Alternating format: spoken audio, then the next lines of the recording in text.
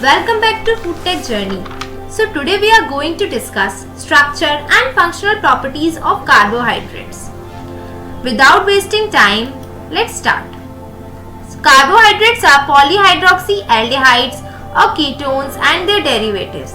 These also produces energy which promotes utilization of fat and reduces wastage of proteins. These are the primary product of photosynthesis. Some sources are roots, tubers, sugarcane and sugar beet. And if a carbohydrate contains 60 to 70% calories, it is referred as ideal carbohydrate. Some examples are fructose in fruit sugar, maltose in malt sugar, xylose in wood, lactose in milk and cellulose in cell membranes. Now let's discuss classification of carbohydrates. These are monosaccharide, oligosaccharide and polysaccharide. Examples of monosaccharides are glucose and fructose, oligosaccharides, sucrose and lactose, and for polysaccharides, starch and cellulose. Now let's discuss them one by one in detail. First we will understand about monosaccharide. These are the simplest sugars which are made by single polyhydroxyaldehyde called as aldoses or ketone unit ketosis. These are the building block of complex sugars. Monosaccharides are made by glyceraldehyde and dihydroxyacetone, and the most abundant monosaccharides is glucose, which is present in blood, and it is a parent monosaccharides and a building block of starch and cellulose also. Examples of glucose can be flowers, ripe fruits, beetroot, honey, etc. Now, the structure of monosaccharide can be Haber cyclic structure or Fischer projection. Let's understand it with the help of diagram. So, this one is the Fischer projection form and this one is Haber projection. These are of two types, dextro and levo. How will you differentiate between them? If the carbonyl group, you can see the carbonyl group here, right? If the carbonyl group is at the top at Fischer projection, then it is called as dextro and its mirror image is called as levo. The same thing happens with the Haber cyclic projection. Okay? Now let's discuss the functional properties of monosaccharides. So these stores and produces energy. These are crystalline. These are the smallest molecules, so they can't be broken further. But if we will do the reduction of carboxyl group of monosaccharide, then it yields sugar alcohols which are called as alditols. And these alditols are present in fruits and vegetables. Okay? These have a sweet taste. These are colorless solids and acts as reducing sugars. Okay? Now let's discuss oligosaccharides. Oligosaccharides are formed by joining 2 to 10 monosaccharides by glycosidic linkage. These can be di, tri, tetra. It depends on monosaccharides. For example, sucrose, lactose. Okay, so how is sucrose made? It is made with the help of glucose, right? Let me tell you. Here is one thing for you. There are 3 oligosaccharides which are formed with the parent monosaccharide as glucose. If we will join glucose and fructose together, then what will form? Sucrose, right? And if we will join glucose plus galactose, then lactose, and if we will join glucose plus glucose, then maltose is formed. So many people gets confused in it and it is very easy to remember. So remember this, okay guys? So where we were? We were at oligosaccharides. The structure is Haber cyclic structure, as you have seen here. This is the example of sucrose. This one is the Haber cyclic projection of glucose and fructose. These are joined. These are joined by alpha 1. This one is the 1 alpha 1 and beta 2 linkage. These are numbered like this, right? Alpha 1, 2. So this one is alpha 1 and beta 2 linkage. This one is the glycosidic bond. Okay. Now let's move further by discussing the functional properties of oligosaccharides. These act as humectants, that is, they absorb moisture from air. These act as plasticizers, sweeteners, flavor agents, and are also a part of browning reactions. So they have ability to form hydrogen bonds with water and are polar compounds. When these produces flavor, it depends upon reactions that sugar undergoes when it is subject to heat during processing.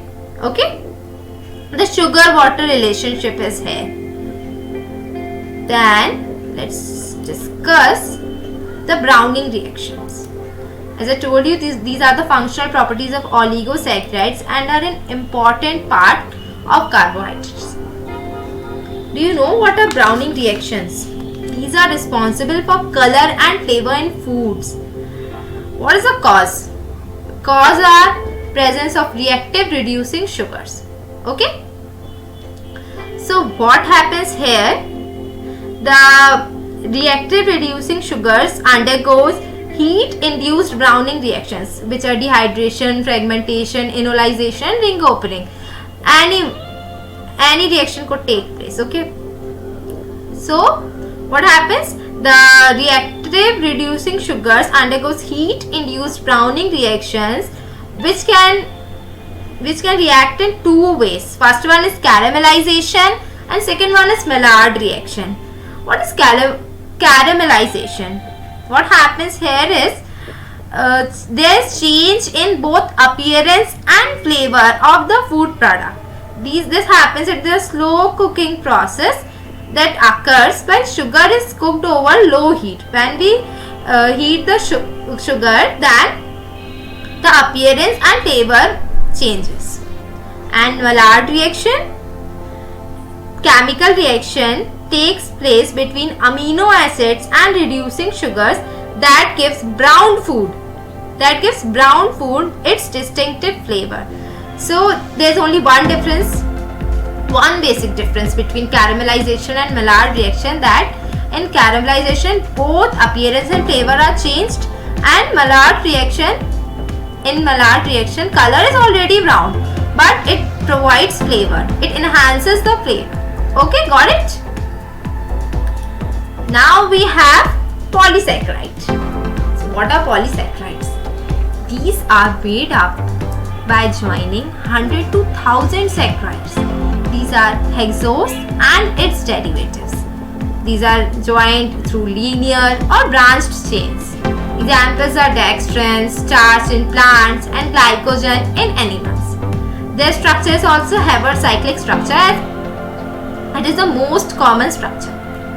Functional properties are that these are insoluble, these takes part in gel formation, these are globular in nature, these are translucent or opaque, depends. Okay, these can also form the hydrogen bonding like oligosaccharides. These have ionic interaction bonding also. We will discuss it later in detail. Let's discuss some important reactions in polysaccharides which you have to remember. Glycans. When glycans undergoes hydrolysis, glucose is formed, which then gets converted into glucans, xylose or xylene. And in homoglycans, when homoglycans undergoes hydrolysis, mannan, fructan, galactan and arabin are formed. And in heteroglycans, when heteroglycans undergoes hydrolysis, galactomannan, glucomannan, these are formed. Okay. What we have next is starch. So these are starch, hemicellulose and other cellulose These all are the type of polysaccharides which we will discuss in detail. Okay. The food reserves of polysaccharides are starch, dextrin and fructan, which is present in plants, and in animal we have glycogen. Okay. Let's start with starch. Starch is one of the polysaccharide. There are two types of starch. First one is natural or modified, and second one is refined starch. These are the principal food reserve polysaccharides of the plant kingdom. These are present in cereals, pulses, tubers, bulbs and fruits.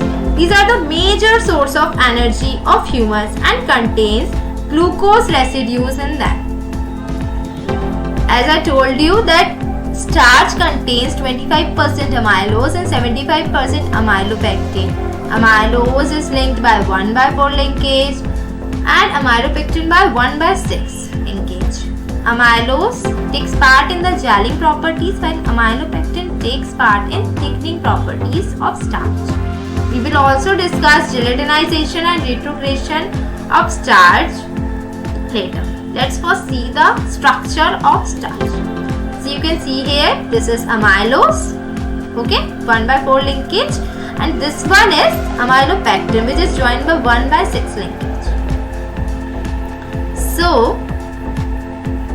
did you know this task is for you? Actually, this task I designed for you. So, do you know why iodine plus starch gives blue color? What is the reason behind it? Take 10 seconds and recall. Then I will tell you. Okay.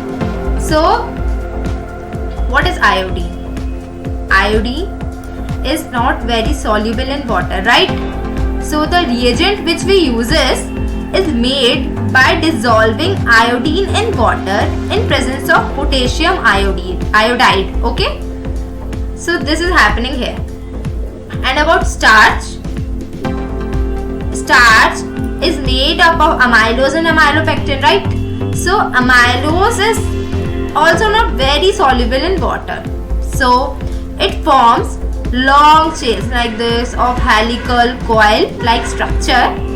So, it forms long chains which then gets twisted into a helical coil. What's a helical structure? It is like this, right? A helical coil structure. So, what happens then? Due to this, a complex linear trioiodide ion is formed. Due to what? Due to when Ki which is used in iodine, Ki plus iodine and plus this amylose joins, then linear triiodide ion is formed which is soluble in water. So finally we got something which is soluble in water. That slips into the helical coil of starch causing intense blue-black color. So this is soluble, so it goes inside this which causes the blue-black color. So what do you understand? The amylose and starch is responsible for formation of deep blue color. Now I hope you understand. Okay? If you have any doubt, you can ask me in the comment section also. Now let's move ahead and discuss the gelatinization and retrogression of starch. Let's discuss it like this as a difference form so that you can remember it. Okay? What happens is gelatinization occurs in 3 stages. Okay? First one is swelling. The starch granule swells, then it's melting, and then it's leaching process. And after leaching process, it forms a gel-like structure. Okay? What is happening here is it occurs at high temperature heating. What happens is that let's take an example. Okay, that cereal starches contains around 12 to 14% moisture content at normal conditions. Okay, some cereal starches contains. Then if cold water will penetrate into the amorphous regions and it will reach the moisture content around 30%. Okay, cold water is penetrating. So what happens if we will heat this mixture? If we will heat this mixture which contains the moisture content of 30%, then the hydrogen bond will break and grain will absorb more water and swell, which will lead to the appearance of granules under polarized light, okay, which is called as birefringence. It is also called as birefringence. Okay, so the temperature at which this happening, the breaking of hydrogen bond and the birefringence, it is called as gelatinization temperature. Okay, water is taken into hydrogen bond sites and it forms less crystalline structure. What is basically happening here, that breakdown of intermolecular bonds between starch molecules. Okay, now let's discuss the retrogradation. What happens here is that in a very dilute solution of starch, the individual amylose molecules are not sufficiently entangled. So this happens at low temperature. So what is happening, that the individual amylose molecules are not entangled enough to produce a gel, so that growing micelles can cause the precipitation. So this is called as retrogradation. What is happening here is the realignment of gelatinized starch molecules and water is expelled from the polymer network. Okay, this more rapid occur at 0 degrees Celsius. Okay, retrogradation basically depends on the temperature, size and shape of starch granules. Okay, in retrogradation, it also takes place when amylose and amylopectin chains in cooked gelatinized starch realign themselves when cooling the starch sample. If the gelatinized starch, this one, will try to cool it, then this can happen. Okay, now I hope this is clear to you all. Okay, there is one more term which is called as waxy starches, and these waxy starches does what? They do not form gels except at very high concentration. They retrograde under frozen conditions. Okay, at high concentration under frozen conditions. These are the waxy starches. Okay, this is another term. Now let's discuss cellulose. Okay, give me a second. Now let's discuss cellulose.